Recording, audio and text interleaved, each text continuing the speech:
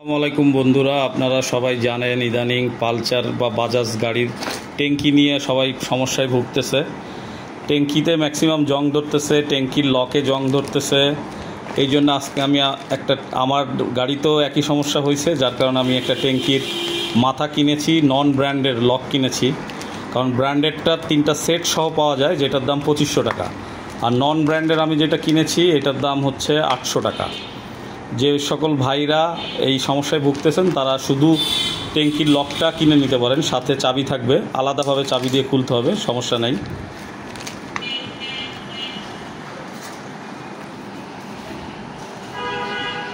আমি আপনাদেরকে খুলে দেখাচ্ছি।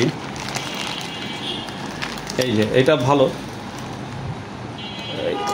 অরিজিনালের স্টিকার লাগানো আছে, বাট অরিজিনালের মতো না হলেও জিনিসটা অনেক ভালো। আমার এক বড় ভাই লাগিয়েছে, তার পরামর্শ অনুযায়ী আমি পুরো সেট না কিনে শুধু ট্যাঙ্কির লকটা কিনলাম। কারণ আমার ট্যাঙ্কির লকটা জং ধরে এত পরিমাণ জং ধরছে যে এটা খোলা খুবই মুশকিল হয়ে গেছে, তাই সময় থাকতে চেঞ্জ করে নিলাম।